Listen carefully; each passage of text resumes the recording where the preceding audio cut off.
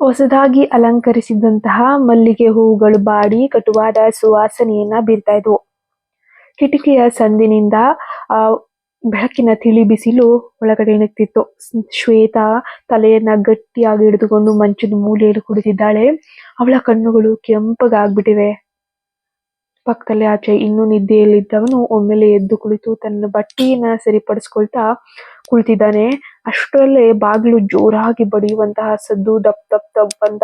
ಶಾರದಾಂಬ, ಅಜಯ್ ಬಾಗಿಲು ತೆಗ್ಯೋ ಮಾರಯ್ಯ, ಎಷ್ಟೊತ್ತೋ ನಿದ್ದೆ ಮಾಡ್ತೀರಾ, ಬೆಳಗಿನ ಮುಸುರಿನ ತೊಳೆಯೋಕ್ ಗೊತ್ತಾಯ್ತು. ಅಜಯ್ ಎದ್ದು ಹೋಗಿ ಬಾಗಿಲ ಚಿಲಕವನ್ನ ತೆಗೆದ. ಬಾಗಿಲು ತಳ್ಕೊಂಡು ಒಳಗೆ ಬರುವಂತಹ ಶಾರದಾಂಬ, ಅವ್ರ ಕೈಯಲ್ಲಿ ಪೂಜೆಯ ತಟ್ಟೆ ದೀಪವಿದೆ. ಅವರ ಕಣ್ಣುಗಳು ಮೊದಲು ಅಜಯ್ನ ಮುಖವನ್ನ, ನಂತರ ನೇರವಾಗಿ ಮಂಚದ ಮೇಲಿರುವಂತಹ ಬಿಳಿ ಹಾಸಿನ ಕಡೆಗೆ ಹೋಯ್ತುವೆ. ಶಾರದಾಂಬ ಅವರ ಹೆಜ್ಜೆಗಳ ಕಲ್ಲು ಬಡ್ಡೆಯಂತೆ ನಿಂತೇ ಹೋದ್ವು. ಬಿಳಿ ಹಾಸಿನ ಮೇಲೆ ಯಾವುದೇ ಕೆಂಪು ಕಲೆ ಇಲ್ಲ, ಶುಭ್ರವಾದ ಬಿಳಿ ಬಟ್ಟೆ ಹಾಗೆ ಇದೆ. ಶಾರದಾಂಬ ಅವರ ಮುಖದ ಮೇಲಿನ ನಗು ಕ್ಷಣಾರ್ಧದಲ್ಲೇ ಮಂಗಮಾಯ. ಕ್ರೋಧದ ಬೆಂಕಿ ಉರಿಯೋಕ್ ಶುರುವಾಯ್ತು. ತಟ್ಟೆಯನ್ನ ಹಂಗೆ ಅಪ್ಪಳಿಸಿ ಬಿಟ್ರು. ಅಜಯ್ನ ಹಿಡಿದು ಕಿರ್ಚಾಡುತ್ತಾ, ಏನೋ ಇದು ಅಜಯ್, ಕಣ್ಣು ಬಿಟ್ಟು ನೋಡು ಇಲ್ಲಿ, ಇದೇನೋ ನಾನು ನಿನಗೆ ತಂದುಕೊಟ್ಟ ಭಾಗ್ಯ ಅಂತ ಬಿಗಿದ್ದು. ಅಜಯ್ ಗೊಂದಲದಿಂದ ಆಚೆ ಕಡೆ ನೋಡ್ತಾನೆ. ಅವನ ಮುಖದಲ್ಲಿ ಏನು ಹೇಳ್ಬೇಕು ಅನ್ನೋದೇ ಗೊತ್ತಾಗ್ತಿಲ್ಲ. ಅಮ್ಮ ಏನಾಯ್ತು, ಯಾಕೆ ಈಗ ಬೆಳಬೆಳಗ್ಗೆನೆ ಹಿಂಗ್ ಚೀರಾಡ್ತಾ ಇದೀಯಾ? ಅಜಯ್ ಗಲ್ಲವನ್ನ ಹಿಡಿದು, ನಿನ್ ಕಣ್ಣಿಗೆ ಮಣ್ಣು ಹೆರಚಬೇಡವೋ, ನಿನ್ನ ಅಪ್ಪ ನಿಮ್ಮ ಎಲ್ಲರೂ ಕೂಡ ಕಾಲದಿಂದ ಬಂದಿರೋ ಮನೆತನದ ಪವಿತ್ರತೆ ಇದು. ಶೋಭನದ ರಾತ್ರಿ ಮುಗಿದ್ಮೇಲೆ ಹಾಸಿಗೆ ಮೇಲೆ ಏನಿರ್ಬೇಕಿತ್ತು? ಒಂದ್ ಹನಿಯ ರಕ್ತದ ಕಲೆ ಇದೆಯಾ ಇಲ್ಲಿ? ಹೇಳೋ. ಶ್ವೇತಾ ನಡುಗುತ್ತಾ ಮಂಚದಿಂದ ಎದ್ದು ನಿಲ್ಲುತ್ತಾಳೆ. ಶ್ವೇತಾ, ಅತ್ತೆಯವರೇ ಪ್ಲೀಸ್ ಹಾಗೆಲ್ಲ ಮಾತಾಡಬೇಡಿ, ನಾನೇನು ತಪ್ಪೇನು ಮಾಡಿಲ್ಲ, ಅದು ಸತ್ಯವಾಗಿ ಹೇಳ್ತೀನಿ. ಬಾಯಿ ಮುಚ್ಚೆ, ನಿನ್ನ ಸತ್ಯವನ್ನ ನೋಡಿದ್ದೆ ನಾನು. ರಕ್ತದ ಹನಿಯೇ ಇಲ್ಲದ ಮೇಲೆ ನಿನಗೆ ಯಾವ ಪಾವಿತ್ರತೆ ಇದೆ ಅಂತ ಬೀಗ್ತಿದ್ಯಾ? ನಮ್ಮ ಮನೆಗೆ ಎಂತ ಹೆಣ್ಣನ್ನು ತಂದು ಬಿಟ್ಟಿಯೋ ಅಜಯ್, ಕನ್ಯೆಯಾದವಳನ್ನ ತಂದು ನಿನ್ನ ತಲೆ ಮೇಲೆ ಕೂರಿಸಿದ್ಯಲ್ಲೋ. ಶ್ವೇತಾ ಅತ್ತೆ ಕಾಲಿಗೆ ಬೀಳಲು ಹೋಗುತ್ತಾ, ಅತ್ತೆಯವರೇ ಭಗವಂತನ ಮೇಲಾಣೆ, ನಾನು ಮದುವೆಗೆ ಮುಂಚೆ ಯಾವ ಗಂಡಸಿನ ಮುಖವನ್ನು ಕೆಟ್ಟ ಮನಸ್ಸಿನಿಂದ ನೋಡಿದವಳಲ್ಲ. ಶಾಲೆ ಇದ್ದಾಗ ನಾನು ಓಟದ ಪಂದ್ಯ, ಸೈಕ್ಲಿಂಗ್ ಅಂತ ತುಂಬಾ ಆಡಿದ್ದೀನಿ. ಸೊ ಹಾಗಾಗಿ ಸೈಕಲಿನ ಬಿದ್ದು ದೊಡ್ಡ ಪೆಟ್ಟಾಗಿತ್ತು. ಅದಕ್ಕೆ ಸಾಕು, ನಿಲ್ಲಿಸು ನಿನ್ನ ಈ ನಾಟಕವನ್ನ. ಪ್ರತಿಯೊಬ್ಬ ಕೆಟ್ಟ ನಡತೆ ಹೆಣ್ಣು ಕೂಡ ಹೀಗೇನೆ, ಸೈಕಲ್ಲು ಆಟ ಅಂತ ನೆಪಗಳನ್ನ ಹೇಳ್ಕೊಂಡು ಸೈಕಲ್ ತುಳಿದ್ರೆ ಕನ್ಯತ್ವ ಹೊರಟೋಗುತ್ತಾ? ನಮ್ಗೇನ್ ಮಣ್ಣು ತಿಂದ ಅಭ್ಯಾಸ ಇದೆ ಅನ್ಕೊಂಡ್ಯಾ? ನಮ್ಮ ಕಾಲದಲ್ಲಿ ಹೆಂಗಸರು ಕೆರೆ, ಬಾವಿ, ಕಟ್ಟೆ ನೀರು ಹೋಗ್ಲಿಲ್ವಾ? ದನ ಕರು ಕಾಯ್ಲಿಲ್ವಾ? ಅವ್ರದೆಲ್ಲ ಹೀಗೆ ಆಗಿತ್ತಾ? ಶ್ವೇತಾ ತಕ್ಷಣ ತನ್ನ ಗಂಡನ ಕಡೆಗೆ ತಿರುಗುತ್ತಾಳೆ. ಅವಳ ಕಣ್ಣುಗಳು ಹುಡುಕ್ತಾಳೆ. ಅಜಯ್ ಕೈ ಹಿಡಿದು ಹೇಳಿರುತ್ತಾ, ಅಜಯ್ ನೀವ್ ಹೇಳಿ ಅತ್ತೆಯವರಿಗೆ, ನಿನ್ನೆ ರಾತ್ರಿ ನೀವು ಜೊತೆ ಇದ್ದೀರಿ ಅಲ್ವಾ? ನನ್ನ ನೋವು, ನನ್ನ ಹೆದರಿಕೆ ನಿಮ್ಗೆ ಗೊತ್ತಿಲ್ವಾ? ಪ್ಲೀಸ್ ಅಜಯ್ ಮಾತಾಡಿ, ನಿಮ್ಮ ಅಮ್ಮನಿಗೆ ನಿಜ ಹೇಳಿ. ಅಜಯ್ ತನ್ನ ಕೈಯನ್ನ ಸೀತಾಳ ಹಿಡಿತದಿಂದ ಬಿಡಿಸ್ಕೊಂಡು ನಿಧಾನವಾಗಿ ಅವನು ಅವಳ ಕಣ್ಣುಗಳನ್ನ ನೋಡದೆ ನೆಲದ ಕಡೆ ಮುಖವನ್ನ ತಿರುಗಿಸ್ಕೊಳ್ತಾನೆ. ಕಡಿಮೆ ಧ್ವನಿಯಲ್ಲಿ, ಶ್ವೇತಾ ನನ್ಗೇನ್ ಗೊತ್ತು, ಅಮ್ಮ ಹೇಳ್ತಿರೋದು ಅರ್ಥ ಇಲ್ಲ ಅಂತ ನಾನು ಹೇಗೆ ಹೇಳಿ? ಸಮಾಜದಲ್ಲಿ ಇದಕ್ಕೆಲ್ಲ ಬೆಲೆ ಇರೋದು, ಇದೇ ಅಲ್ವಾ ನಡೆಯೋದು? ಶ್ವೇತಾಳ ಹೃದಯ ಒಮ್ಮೆಲೆ ಹೊಡೆದೇ ಹೋಯ್ತು. ಅವಳ ಕೈಗಳು ಗಾಳಿಯಲ್ಲಿ ತೂಗಾಡ್ತಿದ್ವು. ಶ್ವೇತಾ ದಿಗ್ಭ್ರಮೆಯಿಂದ, ಅಜಯ್ ನೀವ್ ಹೀಗೆ ಯೋಚನೆ ಮಾಡ್ತಿದ್ದೀರಾ? ನನ್ನ ಪ್ರೀತಿ, ನನ್ನ ನಂಬಿಕೆಗಿಂತ ಈ ಒಂದು ಬಿಳಿ ಬಟ್ಟೆ ಮೇಲಿರೋ ಕಲೆ ಮುಖ್ಯ ಆಗೋಯ್ತಾ ನಿನ್ಗೆ? ಶ್ವೇತಾಳ ತೋಳುಗಳನ್ನ ಬಿಗಿಯಾಗಿ ಹಿಡಿದು ಹೊರಗೆ ಎಳೆಯುತ್ತಾ, ನನ್ನ ಮಗನಿಗೆ ಮರಳು ಮಾಡೋದ್ ಸಾಕ್ ಮಾಡು. ನಿನ್ನ ಕಳ್ಳಾಟ ಇಲ್ಲಿ ನಡೆಯಲ್ಲ. ಇಡೀ ಊರಿಗೆ ಗೊತ್ತಾಗ್ಬೇಕು ನಿಮ್ಮ ಅಪ್ಪ ಅಮ್ಮ ಎಂತ ಹೆಣ್ಣನ್ನ ನನ್ನ ಮಗನಿಗೆ ಕಟ್ಬಿಟ್ಟು ನಮ್ಮ ಮನೆಯನ್ನ ಹಾಳು ಮಾಡಿದ್ರು ಅಂತ. ಶಾರದಾಂಬ ಸೀತಾಳ ಅಂದ್ರೆ ಅವಳನ್ನ ಕೋಣೆಯಿಂದ ಹೊರಗೆ ತಳ್ಳಿ ಪೂಜೆಯ ತಟ್ಟೆಯನ್ನ ಕೆಳಗೆ ಬೀಳಿಸ್ತಾ, ತಟ್ಟೆಲಿ ಅರಿಶಿನ ಕುಂಕುಮ ನೆಲದ ಮೇಲೆಲ್ಲ ಹರಡ್ಕೊಳ್ಳುತ್ತೆ. ಶ್ವೇತಾ ನೆಲದ ಮೇಲೆ ಕುಸಿದು ಬೀಳ್ತಾಳೆ. ಅವಳ ಕಣ್ಣೀರು ನೆಲದ ಮೇಲಿದ್ದ ಅರಿಶಿನ ಜೊತೆ ಬೆರೆಯುತ್ತದೆ. ಅಜಯ್ ಬಾಗಿಲ ಬಳಿ ನಿಂತು ಹೆಂಡತಿಯ ಅಳುವನ್ನ ನೋಡ್ತಿದ್ರು. ಒಂದು ಹೆಜ್ಜೆಯನ್ನು ಇಡದೆ ಗೋಡೆಯ ಹೊರಗೆ ನಿಲ್ತಾನೆ. ಮನೆಯ ಸೀಲಿಂಗ್ ಫ್ಯಾನ್ ಸದ್ದು ಮಾಡುತ್ತಾ ತಿರ್ತಿತ್ತು. ಆ ಕೋಣೆಯಲ್ಲಿದ್ದ ನಂಬಿಕೆ, ಪ್ರೀತಿ ಮಾತ್ರ ಇರ್ಲಿಲ್ಲ. ನೆರೆಹೊರೆಯ ಹೆಂಗಸರುಗಳ ಪಿಸುಮಾತುಗಳು ಕತ್ತಲೆಯಲ್ಲಿ ಆವರಿಸ್ತಾ ಇದ್ವು. ಬೆಳಗಿನ ಸೂರ್ಯನ ಮೇಲೆ ಇರ್ತಿದ್ದಂಗೆ ಶಾರದಾಂಬ ಮನೆಯ ಹೆಬ್ಬಾಗ್ಲನ್ನ ತೆರೆದು ಅಂಗಳದಲ್ಲಿದ್ದ ಕಟ್ಟೆ ಮೇಲೆ ಕುಳಿತುಕೊಂಡು ಮುಖದಲ್ಲಿ ತಡೆಯಲಾರದ ಆಕ್ರೋಶ, ಕಣ್ಣುಗಳಲ್ಲಿ ಅವರ ಕೋಪವನ್ನ ಹೊರ ಹಾಕ್ತಾ ಇದ್ದಾರೆ.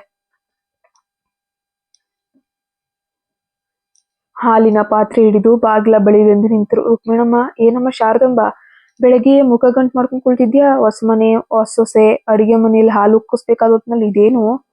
ಶಾರದಾಂಬ, ಹಾಲು ಉಕ್ಸೋದ? ಮನೆಗ್ ಬಂದಿರೋ ಈ ಲಕ್ಷ್ಮಿ ಅಂದ್ಕೊಂಡಿದ್ದೆ ರುಕ್ಮಿಣಿ, ಅದು ತಂದಿರೋದ್ ಬರೀ ಕಳಂಕ. ನನ್ ಮಗನ್ ಬಾಳನ್ನೇ ಹಾಳು ಮಾಡ್ಬಿಟ್ಲು ಈ ಹುಡುಗಿ. ಪಾರ್ವತಮ್ಮ ಕಣ್ಣಗ್ಲಿಸಿ ಹತ್ರ ಬಂದು, ಅಯ್ಯೋ ಅದೇನಮ್ಮ ಹಾಗಂತೀಯ, ಏನಾಯ್ತು? ಶಾರದಾಂಬ ಬೆರಳುಗಳನ್ನ ಮಡಚುತ್ತಾ ಅಸಹ್ಯದಿಂದ, ಶೋಭನದ ರಾತ್ರಿ ಮುಗೀತು. ಬೆಳಗ್ಗೆ ಹೋಗಿ ನೋಡಿದ್ರೆ ಹಾಸಿಗೆ ಮೇಲೆ ಎಂತದು ಒಂದು ಹನಿ ರಕ್ತದ ಕಲೆ ಇಲ್ಲ. ಯಾವನ್ ಜೊತೆನ ಸುತ್ತಿ ತನ್ನ ಪವಿತ್ರತೆನ ಕಳ್ಕೊಂಡು ಕೊನೆಗ್ ಬಕ್ರ ನನ್ ಮಗ ಸಿಕ್ಕದ. ಆ ಹೆಣ್ಣನ್ನ ನನ್ ಮಗನಿಗೆ ಕಟ್ಟಿ ಕಳಿಸಿದ್ರು.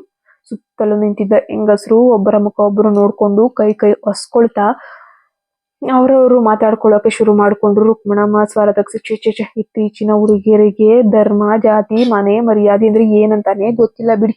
ಈಗಂತೂ ಇದೆಲ್ಲ ಸಾಮಾನ್ಯ ಆಗ್ಬಿಟ್ಟಿದೆ. ನಮ್ಗೆಲ್ಲ ಗೊತ್ತಿಲ್ವಾ? ಪವಿತ್ರವಾದ ಹೆಣ್ಣಾಗಿದ್ರೆ ಮೊದಲ ರಕ್ತ ಬರಲೇಬೇಕು. ಅಷ್ಟರಲ್ಲಿ ಕೋಣೆಯೊಳಗಿನ ಶ್ವೇತಾ ಹೊರಗ್ ಬರ್ತಾಳೆ. ಅವಳ ಕಣ್ಣುಗಳು ಹತ್ತು ಕೆಂಪಗಾಗಿದ್ವು. ಕೈಯಲ್ಲಿ ನೀರು ತುಂಬಿದ ಚೊಂಬು ಹಿಡಿದಿದ್ದಾಳೆ. ಜನರ ದೃಷ್ಟಿ ತನ್ನ ಮೇಲ್ ಬೀಳ್ತಿದ್ದಂಗೆ ಶ್ವೇತಾಳ ಹೆಜ್ಜೆಗಳು ತಡಬಡಾಯಿಸಿದ್ವು. ಪಾರ್ವತಮ್ಮ, ನೋಡಮ್ಮ, ಮುಖದಲ್ಲಿ ಎಷ್ಟೊಂದು ಮುಗ್ಧತೆ ಇಟ್ಕೊಂಡಿದ್ದಾಳೆ. ನೋಡೋಕೆ ಸೀತೆ ಅಂತೆ ಕಾಣುವವರು ಒಳಗಡೆ ಏನೇನ್ ಮಾಡಿರ್ತಾರೋ ಯಾರ್ಯಾರಿಗ್ ಗೊತ್ತು. ಶ್ವೇತಾಳ ಕೈಯಲ್ಲಿದ್ದ ಚೊಂಬು ನಡುಗಿ ನೀರು ನೆಲದ ಮೇಲೆ ಚೆಲ್ತದೆ. ಶ್ವೇತಾ ಅಳುತ್ತಾ ಅತ್ತೆಯ ಕಡೆಗೆ ನೋಡಿ, ಅತ್ತೆಯವರೇ ಪ್ಲೀಸ್, ನೆರೆಯವರ ಮುಂದೆ ನನ್ನ ನಡತೆಯ ಬಗ್ಗೆ ಹೀಗೆ ಅಪವಾದವನ್ನ ದಯವಿಟ್ಟು ಹೊರಸಕ್ ಹೋಗ್ಬೇಡಿ. ನಾನು ಸೀತೆಯಷ್ಟೇ ಪವಿತ್ರಳು. ನನ್ನ ತಂದೆ ತಾಯಿ ನನಗೆ ಒಳ್ಳೆ ಸಂಸ್ಕಾರ ಕೊಟ್ಟಿದ್ದಾರೆ. ಶಾರದಾಂಬ ಚಟ್ಟನೆ ಎದ್ದು ನಿಂತು ಸೀರೆಯ ಸೊಂಟಕ್ಕೆ ಸಿಕ್ಕಾಕೊಳ್ಳುತ್ತಾ, ಸಂಸ್ಕಾರ ಇದ್ದಿದ್ರೆ ನೀನ್ ಯಾಕೆ ಈ ರೀತಿ ಇರುತ್ತಿದ್ದೆ? ನನ್ನ ಬಾಯಿಂದ ನಿಮ್ಮ ಅಪ್ಪ ಅಮ್ಮನ ಹೆಸರು ತಗೋಬೇಡ. ನಿನ್ನ ಯೋಗ್ಯತೆ ಏನು ಅಂತ ಇಡೀ ಊರಿಗೆ ಗೊತ್ತಾಗ್ಲಿ. ತಕ್ಷಣವೇ ಶ್ವೇತಾ ಹಾಲ್ನಲ್ಲಿ ನಿಂತಿದ್ದ ಅಜಯ್ನ ಕಡೆಗೆ ಓಡ್ ಹೋಗ್ತಾಳೆ. ಅಜಯ್ ಸೋಫಾದ ಮೇಲೆ ಕುಳಿತು ಮೊಬೈಲ್ ನೋಡ್ತಿದ್ರು. ಅವನ ಗಮನವೆಲ್ಲ ಹೊರಗಿನ ಮಾತಿನ ಮೇಲೆ ಇತ್ತು. ಶ್ವೇತಾ ಅವನ ಮುಂದೆ ಮಂಡಿಯೂರಿ ಕುಳಿತುಕೊಂಡ್ಲು. ಅಜಯ್ ನೋಡಿ, ಹೊರಗಡೆ ಎಲ್ಲ ನನ್ನನ್ನ ಹೇಗೆ ನಿಂದಿಸ್ತಾ ಇದ್ದಾರೆ ಅಂತ. ನಾನು ನಿಮ್ಮ ಹೆಂಡತಿ ಅಲ್ವಾ? ನನ್ನ ಮೇಲೆ ನಿಮ್ಗೆ ನಂಬಿಕೆ ಇಲ್ವಾ? ಇದೇ ಒಂದೇ ಒಂದು ಮಾತು, ನನ್ನ ಹೆಂಡತಿ ಶುದ್ಧವಾಗಿದ್ದಾಳೆ ಅಂತ ನಿಮ್ಮ ಅಮ್ಮನಿಗೆ ಹೇಳಿ ಪ್ಲೀಸ್. ಅಜಯ್ ಕೋಪ ಮತ್ತು ಮುಜುಗರದಿಂದ ತನ್ನ ಕೈಯನ್ನ ತಟ್ಟನೆ ಹಿಂದಕ್ಕೆ ಎಳೆದುಕೊಂಡ್ಬಿಟ್ಟ. ಕಠೋರವಾದ ಧ್ವನಿಯಲ್ಲಿ ಹಲ್ಲನ್ನ ಕಡಿಯುತ್ತಾ, ನನ್ನ ಕೈ ಬಿಡು ಶ್ವೇತಾ. ನನ್ನನ್ನೇಕೆ ಈ ತರಹ ಮುಜುಗರಕ್ಕೆ ಈಡ್ ಮಾಡ್ತಿದ್ಯಾ? ಅಮ್ಮಂದಿರ ಅನುಭವದಿಂದ ಹೇಳ್ತಿದ್ದಾರೆ. ಊರ್ನವರೆಲ್ಲ ಹೊಗಳುತ್ತಿದ್ದಾರೆ ನನ್ನ ಮುಖಕ್ಕೆ. ನಾನು ಹುಚ್ಚನ ನಿನ್ಗೆ ಬೆಂಬಲವನ್ನ ಕೊಡೋಕೆ? ಶ್ವೇತಾ ಆಘಾತದಿಂದ, ಅಂದ್ರೆ ನಿಮಗೂ ನನ್ ಮೇಲೆ ಅನುಮಾನ ಇದೆಯಾ ಅಜಯ್? ಅಜಯ್ ಎದ್ದು ನಿಂತು ಅವಳನ್ನ ಕೆಕ್ಕರಿಸಿ ನೋಡುತ್ತಾ, ಅನುಮಾನ ಅಲ್ಲ, ಸಾಕ್ಷಿ ಕಣ್ಣು ಮುಂದೆ ಇಟ್ಕೊಂಡು ಇದೆ ಅಂತದ್ದು. ಪ್ರತಿಯೊಬ್ಬ ಗಂಡನಿಗೂ ತನ್ನ ಹೆಂಡತಿ ಪವಿತ್ರವಾಗಿ ಇರ್ಬೇಕು ಅನ್ನೋಂಥದ್ದು ಒಂದು ಆಸೆ. ನನಗೇನ್ ಸಿಕ್ತು? ಮೋಸ. ನನ್ನ ಹಣೆ ಬರಕ್ಕೆ ನಿನ್ನ ಮದುವೆ ಆದೆ ನೋಡು. ಅಜಯ್ ಕೋಪದಿಂದ ಬಾಗ್ಲನ್ನ ಜೋರಾಗಿ ಅಪ್ಪಳಿಸಿ ಹೊರಗೆ ಹೊರಟೇ ಹೋಗ್ತಾನೆ ಬ್ಯಾಗ್ ತಗೊಂಡು. ಶ್ವೇತಾ ಹಾಲಿನ ತಣ್ಣನೆಯ ಒಂದು ಟೈಲ್ಸ್ ಮೇಲೆ ಗಟ್ಟಿಯಾಗಿ ಅಳಲು ಶುರು ಮಾಡ್ತಾಳೆ. ಹೊರಗೆ ಅತ್ತೆಯ ಕಾಟದ ಮಾತುಗಳು, ನೆರೆಹೊರೆಯವರ ಹೀಯಾಳಿಕೆಯ ಮಾತುಗಳು, ಅವಳ ಹೃದಯವನ್ನ ಚೂರು ಚೂರು ಮಾಡ್ದವನ್ ಗಂಡನ ಮಾತು. ಮಧ್ಯಾಹ್ನದ ಉರಿಬಿಸಿನಲ್ಲಿ ಬಾಗಿಲ ಬಳಿ ಕಾರೊಂದು ಬಂದು ನಿಲ್ಲುತ್ತೆ. ಕಾರಿನಿಂದ ಇಳಿದ ಅವಳ ತಂದೆ ತಾಯಿಗಳು, ಶ್ವೇತಾಳ ತಂದೆ ತಾಯಿ ಧಾವಿಸಿ ಬಂದ್ರು. ಸರಸ್ವತಿಯವರ ಒಂದು ಕೈಯಲ್ಲಿ ಮಗಳಿಗೆ ತಂದಿದ್ದ ಸಿಹಿ ತಿಂಡಿಯ ಡಬ್ಬಿ ಇತ್ತು. ಆದರೆ ಅಂಗಳಕ್ಕೇನೆ ಕಾಲಿಡ್ತಾ ಇದ್ದಾಗೇನೆ ಭಯ ಹುಟ್ಟಿಸ್ತು. ಬಾಗಿಲ ಬಳಿ ಒಳಗೆ ಬಂದ ಸರಸ್ವತಿಗೆ ನೆಲದ ಮೇಲೆ ಮೂರ್ಛೆ ಹೋದಂತೆ ಬಿದ್ದಿದ್ದಂತಹ ಮಗಳು ಹಾಗೆ ಕಣ್ಣಿನಿಂದ ಅವಳ ಕಾಡಿಗೆ ಕೆನ್ನೆ ಪೂರ್ತಿ ಬಳಿದುಕೊಂಡಿತ್ತು. ಅಯ್ಯೋ ಶ್ವೇತಾ, ಅಯ್ಯೋ ಮಗಳು, ಏನಾಯ್ತು ನಿಂಗೆ? ಯಾಕೆ ಈಗ ಬಿದ್ದಿದ್ಯಾ? ಶ್ರೀನಿವಾಸ್, ಬೇಗ ಬನ್ನಿ ಇಲ್ಲಿ. ಶ್ರೀನಿವಾಸ್ ಗಾಬರಿಯಿಂದ ಮಗಳ ಬಳಿ ಓಡ್ ಬರ್ತಾರೆ. ಅಷ್ಟರಲ್ಲೇ ಶಾರದಾಂಬ ಅಡುಗೆ ಮನೆಯಿಂದ ಕೈಯಲ್ಲಿ ಕಸಬರಕೆ ಹಿಡಿದು ಹೊರಗೆ ಬರ್ತಾರೆ. ಅವರ ಹಿಂದೆ ಗಂಡ ರಾಮಯ್ಯ, ಅಜಯ್ ಬಂದು ಕೂಡ ನಿಲ್ತಾರೆ. ಶಾರದಾಂಬ ಅಸಹ್ಯದಿಂದ, ಬನ್ನಿ ಬನ್ನಿ ಶ್ರೀನಿವಾಸ್ ಅವರೇ, ನಿಮ್ ಮಗಳು ಮಾಡಿದ ಮಹತ್ ಕಾರ್ಯಕ್ಕೆ ಆರತಿ ಎತ್ತೋಣ ಅಂತ ಕಾಯ್ತಿದ್ವಿ. ತಂದಿರೋ ಸಿಹಿ ತಿಂಡಿನ ನೀವೇ ತಿಂದು ಬಾಯಿ ಸಿಹಿ ಮಾಡ್ಕೊಳ್ಳಿ. ಶ್ರೀನಿವಾಸ್, ಬೆಳಗ್ಗೆಯಿಂದ ಶ್ವೇತಾ ಫೋನ್ ಇತ್ಲಿಲ್ಲ ಅಂತ ಓಡೋಡ್ ಬಂದ್ವಿ ಬೀಗ್ರೆ. ಏನಾಯ್ತು? ಮಗಳು ಯಾಕೆ ಈಗ ಅಳ್ತಿದ್ದಾಳೆ? ನಾವೇನಾದ್ರು ತಪ್ಪು ಮಾಡಿದ್ವಾ? ಶಾರದಾಂಬ ಕಸಬೊರಕೆ ನಮ್ಮಲ್ಲಿ ಇಟ್ಕೊಂಡು ಗಟ್ಟಿಯಾಗಿ ಚೀರಾಡುತ್ತಾ, ನೀವು ತಪ್ಪು ಮಾಡಿಲ್ಲ. ನಮ್ಮ ಕಣ್ಣಿಗೆ ಮಣ್ಣೆರ್ಚಿ ಮೋಸ ಮಾಡಿ ಬಕ್ರ ಮಾಡಿದೀರಾ. ಪವಿತ್ರವಾದಿ ಹೆಣ್ಣು ಅಂತ ನಿಮ್ ಮಗಳನ್ನ ನನ್ ಮಗನಿಗೆ ತಂದು ಕಟ್ಟೋದ್ರಲ್ವಾ? ಶೋಭನಾದ್ ರಾತ್ರಿ ಮುಗಿದ್ಮೇಲೆ ಅವಳ ಕಟುಕತನ ಎಲ್ಲ ಗೊತ್ತಾಯ್ತು. ಅಯ್ಯೋ ದೇವರೇ, ಏನಮ್ಮ ಇದು? ಅತ್ತೆ ಹೇಳ್ತಿರೋದು ಸತ್ಯ ಹೇಳು. ಶ್ವೇತಾ ಅಮ್ಮನ ಒಂದು ಎದೆಗೆ ಮುಖವಿಟ್ಟು ಬಿಕ್ಕಿ ಬಿಕ್ಕಿ ಹೇಳುತ್ತಾ, ಅಮ್ಮ, ನಾನೇನು ತಪ್ಪು ಮಾಡಿಲ್ಲಮ್ಮ. ಹಾಸಿಗೆ ಮೇಲೆ ರಕ್ತದ ಕಲೆ ಇಲ್ಲ ಅಂತ ಇಡೀ ಊರಿನ ಮುಂದೆ ಕ್ಯಾರೆಕ್ಟರ್ ಇಲ್ಲ ಅಂತಿದ್ದಾರೆ. ನಾನು ನಿನ್ನ ಮಗಳಮ್ಮ, ನನ್ನ ನಂಬಮ್ಮ. ಶ್ರೀನಿವಾಸ್ ಅವರ ಮುಖದಲ್ಲಿ ನಗು ಅನ್ನೋದು ಪೂರ್ತಿಯಾಗಿ ಮಂಗಮಾಯವಾಗಿ ಕಣ್ಣಲ್ಲಿ ಕಣ್ಣೀರು, ಕೋಪ ಒಟ್ಟಿಗೆ ಚುಮ್ತು. ಶ್ರೀನಿವಾಸ್, ಬೀಗ್ರೆ, ಇದೇನ್ ನೀವು ನಿಮ್ಮ ಮನೆತನದ ಗೌರವ ಅಂತ ಬೀಗೋದು? ಕೇವಲ ಒಂದು ಹನಿ ರಕ್ತದ ಇಲ್ಲ ಅಂದಕ್ಷಣ ನನ್ನ ಮಗಳ ರಕ್ತೆಯನ್ನೇ ಹರಾಜಾಗ್ತೀರಾ? ಅಜಯ್, ನೀನಾದ್ರೂ ವಿದ್ಯಾವಂತ ಅಂದ್ಕೊಂಡಿದ್ರೆ ನೀನು ಇದನ್ನೇ ನಂಬ್ತೀಯೇನೋ? ಅಜಯ್ ನನ್ನ ತಂದೆಯ ಹಿಂದೆ ನಿಂತು ತಲೆ ತಗ್ಗಿಸ್ಕೊಂಡು ಕೋಪದಿಂದ ಪಕ್ಕದಲ್ಲಿದ್ದ ಶೋಕೇಸ್ ಗ್ಲಾಸ್ಗೆ ಕೈಯಿಂದ ಜೋರಾಗಿ ಗುದ್ದಿದ್ದ ಟಣ್ ಅನ್ನೋ ಶಬ್ದ. ಅಜಯ್ ರೋಷದಿಂದ ಕಿರುಚುತ್ತಾ, ಮಾಮ, ನನ್ನನ್ನ ಕೇಳ್ಬಿಡಿ. ಸಮಾಜದಲ್ಲಿ ಧರ್ಮ ಅಂತ ಓದಿದೆ ಅಲ್ವಾ? ಮೊದಲ ರಾತ್ರಿ ರಕ್ತ ಬರ್ಲಿಲ್ಲ ಅಂದ್ರೆ ಅದಕ್ಕೆ ಏನ್ ಅರ್ಥ? ನಿಮ್ಮ ಮಗಳು ನನಗೆ ಬೇಡ ಅಷ್ಟೇ, ಕರ್ಕೊಂಡು ಹೋಗ್ತಾ ಇರಿ. ಸರಸ್ವತಿ ಅಜಯ್ ಕೈ ಹಿಡಿಯಲು ಹೋಗಿ, ಅಯ್ಯೋ ಮಗನೇ, ಹಾಗೆ ಅನ್ನ ಬೇಡಪ್ಪ. ಶಾಲೆಯಲ್ಲಿದ್ದಾಗ ಅವಳು ತುಂಬಾ ಕೆಲಸಗಳನ್ನ, ಸ್ಪೋರ್ಟ್ಸ್ ಅನ್ನ ಮಾಡ್ತಿದ್ಲು. ಸೈಕಲ್ನಿಂದ ಬಿದ್ದಾಗ ದೊಡ್ಡ ಪೆಟ್ಟಾಗಿತ್ತು. ಅದರ ನಡುವೆ ಸಾಕು ನಿಲ್ಲಿಸಿ ನಿಮ್ಮ ಕಟ್ಟು ಕತೆಗಳನ್ನ. ಪ್ರತಿಯೊಬ್ಬ ಕಳ್ಳ ಹೆಂಗಸಿನ ಅಪ್ಪ ಅಮ್ಮಂದಿರು ಹೇಳೋ ಬೊಗಸೆ ಕತೆ ಇದು. ನಿಮ್ಮ ಮಗಳು ಕನ್ನಿಯಲ್ಲ ಅಂತ ಒಪ್ಕೊಂಡು ಅವಳನ್ನ ನಿಮ್ಮ ಮನೆಗೆ ಮರ್ಯಾದೆಯಿಂದ ಕಳೆದುಕೊಂಡು ಹೊಂಟೋಗಿ. ಇಲ್ಲದಿದ್ದರೆ ಇವತ್ತೇ ಕೋರ್ಟ್ಗೆ ಹೋಗಿ ಡೈವರ್ಸ್ ಕೊಡ್ತೀವಿ. ಶ್ರೀನಿವಾಸ್ ತಮ್ಮ ಸ್ವಾಭಿಮಾನ ಕೇಳಿದವರಂತೆ ಮಗಳ ಕೈ ಹಿಡಿದು ಎಬ್ಬಿಸುತ್ತಾ, ಶಾರದಾಂಬ ಅವರೇ, ನಮ್ಮ ಮಗಳು ನಿಮ್ಮ ಮನೆಗೆ ದಾಸಿಯಾಗಿ ಅನುಮಾನದ ಬೆಂಕಿಯಲ್ಲಿ ಬೇಯೋದಕ್ಕಿಂತ ಸಾಕ್ಷಿ ಇಲ್ಲದೆ ಸೀತೆಯನ್ನ ಕಾಡಿಗೆ ಕಳಿಸಿದ ಸಮಾಜ ಇದು. ನನ್ನ ಮಗಳ ಪವಿತ್ರತೆಯನ್ನ ನಿರೂಪಿಸೋಕೆ ನಾನು ಯಾವುದಕ್ಕೂ ಸಿದ್ಧ. ಕೋಣೆಯಲ್ಲಿ ಗಾಳಿ ಘನವಿತ್ತು. ಅಜಯ್, ಶಾರದಾಂಬ ಮತ್ತು ಶ್ರೀನಿವಾಸ್ ಅವರ ನಡುವಿನ ಮಾತು ಬೆಂಕಿಯಂತೆ ಹುರಿತಾನೆ ಇತ್ತು. ಶ್ವೇತಾ ಅಮ್ಮನ ಮೇಲೆ ತಲೆ ಇಟ್ಟು ನನ್ನ ಪಾಲಿಗೆ ಪ್ರೀತಿಯಾಗ್ಬೇಕಿದ್ದ ಮನೆ ಇದು. ನರಕವಾದದ್ದನ್ನು ನೋಡಿ ರಕ್ತದ ಕಣ್ಣೀರು ಸುರಿಸ್ತಿದ್ಲು. ಕೋಣೆಯೊಳಗಿನ ವಾತಾವರಣ ಉದ್ವಿಗ್ನತೆ ತುದಿಯಲ್ಲೊಂದು ನಿಂತಿತ್ತು. ಶ್ರೀನಿವಾಸ್ ಅವರ ಮಾತುಗಳು ಶಾರದಾಂಬ ಅವರ ಕೆಂಡದಂತಹ ಆಕ್ರೋಶವನ್ನ ಇನ್ನಷ್ಟು ಉದ್ರೇಕಿಸ್ತಾ ಇತ್ತು. ಶಾರದಾಂಬ ಅಸಹ್ಯದ ನಗೆ ಬೀರುತ್ತಾ, ಹೋ ನಿರೂಪಿಸ್ತೀರಾ? ಹೇಗೋ ನಿರೂಪಿಸ್ತೀರಾ? ಶ್ರೀನಿವಾಸ್ ಅವರೇ, ಹೋದ ಕನ್ಯತ್ವವನ್ನ ವಾಪಸ್ ತರೋಕೆ ನಿಮ್ಮ ಬಳಿ ಯಾವುದಾದ್ರೂ ಮಂತ್ರ ಇದೆಯಾ? ಸರಸ್ವತಿ ಕಣ್ಣೀರನ್ನ ಒರೆಸಿಕೊಳ್ಳುತ್ತಾ ಮಗಳ ಕೈಯನ್ನ ಬಿಗಿಯಾಗಿ ಹಿಡಿದು ಆಸ್ಪತ್ರೆಯ ಎದುರು ಬಂದು ನಿಂತರು. ಅವಳ ಕಣ್ಣುಗಳಲ್ಲಿ ಈಗ ನಡುಕವಿರಲಿಲ್ಲ, ಒಬ್ಬ ತಾಯಿಯ ಕೆಚ್ಚದೆಯ ಆಕ್ರೋಶವಿತ್ತು. ಸರಸ್ವತಿ, ಅದನ್ನ ತನ್ನ ವೈಜ್ಞಾನಿಕವಾಗಿಯೇ ಖಂಡಿತ ನಿರೂಪಿಸ್ತೀನಿ. ಶಾರದಾಂಬ ಅವರೇ, ನಡೀರಿ ಈಗಲೇ ಆಸ್ಪತ್ರೆಗೆ. ದೊಡ್ಡ ಲೇಡಿ ಡಾಕ್ಟರ್ ಹತ್ರ ಕರ್ಕೊಂಡು ಹೋಗಿ ಪರೀಕ್ಷೆ ಮಾಡಿಸೋಣ. ಶಾರದಾಂಬ ಹಿಂಜರಿಯುತ್ತ, ಏನು ಆಸ್ಪತ್ರೆಗ? ಡಾಕ್ಟರ್ಗ? ಹತ್ರ ಹೋಗಿ ನಮ್ಮ ಮನೆತನದ ಮಾನವನ ರಜಕ್ಕೆ ಅನ್ಕೊಂಡಿದ್ರಾ? ಶ್ರೀನಿವಾಸ್ ಮುಂದೆ ಬಂದು ಅಜಯ್ನ ಕಣ್ಣಲ್ಲಿ ಕಣ್ಣಿಟ್ಟು, ಈಗಾಗ್ಲೇ ಮಾನ ಹರಾಜಾಗಿ ಹೋಗಿದೆ ಬೀಗ್ರೆ. ಸಾಕು ನಿಲ್ಲಿಸಿ. ಮಗಳನ್ನ ಅಪರಾಧಿ ಸ್ಥಾನಕ್ಕೆ ನಿಲ್ಲಿಸಿ ನೀವೇ ನ್ಯಾಯಾಧೀಶರಾಗಿದ್ದೀರಲ್ವಾ? ನೀವಷ್ಟೇ ಅಲ್ಲ, ನಿಮ್ಮ ಮಗ ಅಜಯ್ ಕೂಡ ಆಸ್ಪತ್ರೆಗೆ ಬರಬೇಕು. ಡಾಕ್ಟರ್ ಏನ್ ಹೇಳ್ತಾರೆ ಅದನ್ನ ಕೇಳಿ ಆಮೇಲೆ ನಿರ್ಧಾರ ಮಾಡೋಣ. ಅಜಯ್ ಪಕ್ಕಕ್ಕೆ ತಿರುಗಿಸ್ಕೊಂಡ ಮುಖವನ್ನ ಗೋಡೆಗೆ ಹಾಕಿ ಮನಸ್ಸಲ್ಲಿ ಗೊಂದಲ ತಿರುಗ್ತಾ ಇದೆ. ಅಮ್ಮನೆ ಕಡೆ ನೋಡಿ, ಅಮ್ಮ ನಡೀರಿ ಹೋಗೋಣ. ಡಾಕ್ಟರ್ ಮುಂದೆ ಇವರು ಸುಳ್ಳು ಬಯಲಾಗ್ಲಿ. ನನಗೂ ಕೂಡ ಅಷ್ಟೇ. ಈ ಒಂದು ವಿಷಯಕ್ಕೊಂದು ಅಂತಿಮ ನಿರ್ಧಾರ ಬೇಕು. ಶ್ವೇತಾ ತಲೆ ಎತ್ತಿ ತನ್ನ ತಾಯಿಯನ್ನ ನೋಡಿದ್ಲು. ಅವಳ ಕಣ್ಣುಗಳಲ್ಲಿ ಅಪಾರವಾದ ನೋವಿತ್ತು. ಶ್ವೇತಾ ತಾಯಿಯ ಕಿವಿಯಲ್ಲಿ ಪಿಸುಗುಡುತ್ತಾ, ಅಮ್ಮ, ನನ್ನ ಪವಿತ್ರತೆ ನಿರೂಪಿಸಲು ನಾನು ಆಸ್ಪತ್ರೆಯ ಆದಿಯ ಮೇಲೆ ಮಲಗಬೇಕಾ? ಇದಕ್ಕೆಲ್ಲ ಸಾಯೋದೇ ಲೇಸಲ್ವಾ? ಮಗಳ ಮುಖವನ್ನ ನೋಡಿ, ಇಲ್ಲ ಶ್ವೇತಾ, ಸಾಯೋದು ಹೇಳಿಗಳು ತಪ್ಪು ಮಾಡದ ನೀನು ತಲೆ ತಗ್ಗಿಸ್ಲೇಬಾರದು. ಈ ಮೂಢನಂಬಿಕೆ ಸಮಾಜದ ಕಣ್ಣು ತೆರೆಸೋಕೆ ನೀನ್ ಖಂಡಿತ ನಿಲ್ಲೇಬೇಕಮ್ಮ. ಹೊರಗೆ ಗ್ಯಾರೇಜ್ನಿಂದ ಕಾರಿನ ಡೋರ್ ಬಾಗಿಲುಗಳು ಒಂದೊಂದಾಗಿ ತೆಗೆದು ಮುಚ್ಚಲ್ಪಟ್ವು. ದಪ್ ದಪ್ ಅಂತ ಕಾರ್ನಲ್ಲಿ ಯಾರು ಒಬ್ಬರನ್ನೊಬ್ಬರು ಮಾತಾಡ್ತಾ ಇಲ್ಲ.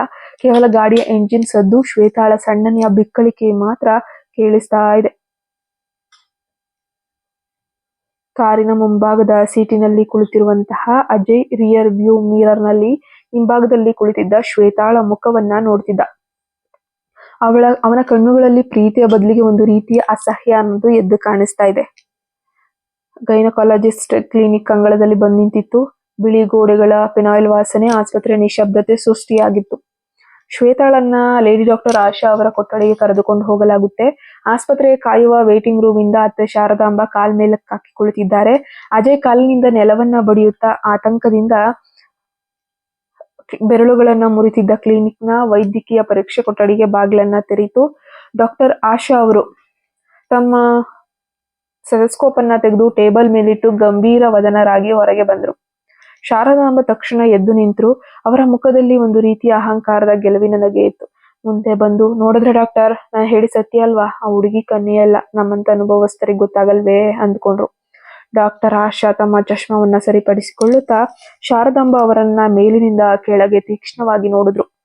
ಅವರ ಕಣ್ಣುಗಳಲ್ಲಿ ತೀವ್ರವಾದ ಆಕ್ರೋಶ ಎದ್ದು ಕಾಣಿಸ್ತಾ ಇತ್ತು.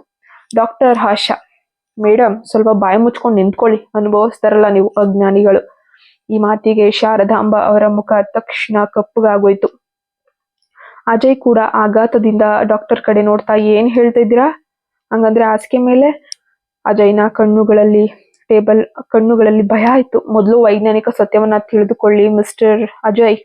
ಕನ್ಯಾಪಟ ಅಂದ್ರೆ ಹೆಣ್ಣಿನ ದೇಹದಲ್ಲಿ ಯಾವುದೋ ಒಂದು ಸೀಲ್ ಅಥವಾ ಲಾಕ್ ಅಲ್ಲ. ಅದು ಪ್ರತಿಯೊಬ್ಬ ಹೆಣ್ಣಿಗೂ ಬೇರೆ ಬೇರೆ ಆಕಾರ, ದಪ್ಪದಲ್ಲಿರುವ ಅತ್ಯಂತ ಸೂಕ್ಷ್ಮವಾದ ಒಂದು ಮಾಂಸಖಂಡ. ಡಾಕ್ಟರು ಮೇಜಿನ ಮೇಲಿದ್ದ ಚಾರ್ಟ್ ಒಂದನ್ನ ತೋರಿಸುತ್ತಾ ಮುಂದುವರಿಸಿದ್ರು.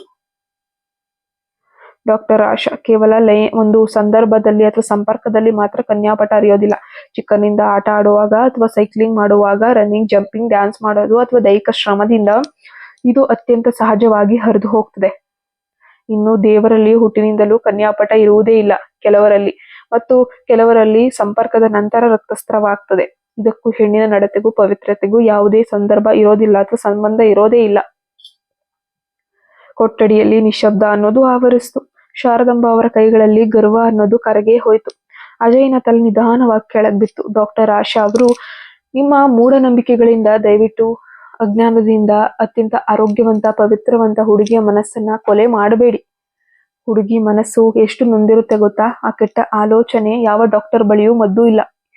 ಅಷ್ಟರಲ್ಲಿ ಕೊಠಡಿಯ ಬಳಿ ಹೊಳಗಿನಿಂದ ಬಂದಂತಹ ಶ್ವೇತಾ, ಅವಳ ತಾಯಿ ಸರಸ್ವತಿ ಅವಳ ತೋಳನ್ನ ಬಿಗಿಯಾಗಿ ಹಿಡಿದುಕೊಂಡ್ರು. ಶ್ವೇತಾಳ ಕಣ್ಣುಗಳಲ್ಲಿ ಈಗ ಕಣ್ಣೀರಿನ ಬದಲು ಸ್ವಾಭಿಮಾನದ ಕಿಡಿ ಹುರಿತಾ ಇತ್ತು. ಅಜಯ್ ನಡುಗುವ ಹೆಜ್ಜೆಗಳಲ್ಲಿ ಶ್ವೇತಾಳ ಹತ್ತಿರ ಬಂದ.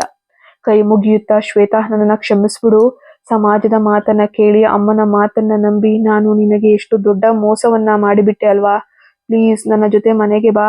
ಶಾರದಾಂಬ ಕೂಡ ತಲೆ ತಗ್ಗಿಸಿ ಧ್ವನಿ ಇಲ್ಲದೆ ಹಾಗೆ ನಿಂತು ಬಿಟ್ಟಿದ್ಲು. ಅವಳ ಮುಖದಲ್ಲಿ ಯಾವುದೇ ಅನುಕಂಪವಿರಲಿಲ್ಲ. ತನ್ನ ಸೀರೆ ಚುಂಗನ್ನ ಸರಿಪಡಿಸಿಕೊಳ್ಳುತ್ತಾ 2 ಹೆಜ್ಜೆ ಇದ್ದ ಸರದಳು. ದೃಢವಾದ ಧ್ವನಿಯಲ್ಲಿ ಹೇಳ್ತಾಳೆ, ಮನೆಗಾ? ಯಾವ ಮನೆಗಜಯ್? ನನ್ನ ದೇಹದ ಮೇಲೆ ಅಪವಾದ ಬಂದ ಮೇಲೆ ಡಾಕ್ಟರ್ ತೊಳೆಯಬಹುದು, ಆದರೆ ನನ್ನ ಮನಸ್ಸಿಗೆ ನೀವು ನಿಮ್ಮ ಅಮ್ಮ ಮಾಡಿದ ಗಾಯವನ್ನ ಇಡೀ ಜೀವನದಲ್ಲಿ ಎಂದಿಗೂ ತೊಳೆಯಲು ಸಾಧ್ಯವಿಲ್ಲ. ಅಜಯ್, ಶ್ವೇತಾ, ತಪ್ಪಾಯ್ತು ಶ್ವೇತಾ. ನನ್ನ ಪವಿತ್ರತೆ ಸಾಕ್ಷಿಯಾಗಿ ಒಂದು ಹನಿ ರಕ್ತವನ್ನ ಹುಡುಕಿದ್ ನಿಮ್ಗೆ ನನ್ನ ಕಣ್ಣೀರಿಂದ ಹರಿದ ರಕ್ತದಂತೆ ಕಣ್ಣೀರು ಕಾಣಿಸ್ಲೇ ಇಲ್ವಲ್ಲ ಅಜಯ್ ನಿಮ್ಗೆ? ರಕ್ತಸ್ರಾವವೇ ಕನ್ಯತ್ವದ ಪುರಾವೆ ಎಂದುಕೊಳ್ಳುವ ಮೂಢನಂಬಿಕೆ. ಆ ಗಂಡನ ಜೊತೆ ಬಾಳೋದಕ್ಕಿಂತ ನನ್ನ ಸ್ವಾಭಿಮಾನದ ಜೊತೆ ಒಂಟಿಯಾಗಿ ಬದುಕೋದು 100 ಪಟ್ಟು ಖುಷಿ. ಶ್ವೇತಾ ತಾಯಿ ಕೈಯನ್ನ ಗಟ್ಟಿಯಾಗಿ ಹಿಡಿದುಕೊಂಡ್ಲು. ಅಜಯ್ ಮತ್ತು ಶಾರದಾಂಬ ಕಲ್ಲಿನಂತೆ ನಿಂತಿರಲು ಶ್ವೇತಾ ತನ್ನ ತಂದೆ ತಾಯಿಯೊಂದಿಗೆ ಆಸ್ಪತ್ರೆಯ ಹೊಸ್ತಿಲು ದಾಟಿ ಹೊರ ನಡೆದ್ಲು. ಬೆಳಗಿನ ಸೂರ್ಯನ ಬಿಸಿಲು ಅವಳ ಮುಖದ ಮೇಲೆ ಬಿದ್ದಾಗ ಅವಳ ಸಮಾಜದ ಮೂಢನಂಬಿಕೆಯ ಸರಪಳಿಯನ್ನ ಮುರಿದು ಹಾಕಿದ್ಲು. ಪ್ಲೀಸ್ ನಮ್ಮ ಚಾನಲ್ಗೆ ಸಬ್ಸ್ಕ್ರೈಬ್ ಆಗಿ.